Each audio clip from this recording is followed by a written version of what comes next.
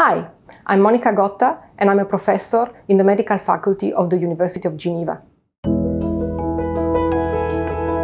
When I was 12, I had a wonderful biology teacher.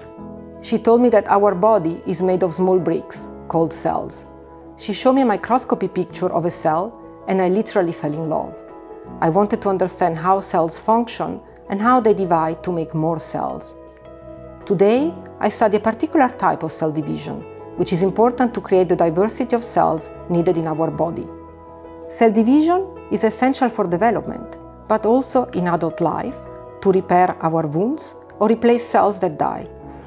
After more than 25 years, my work still passionates me.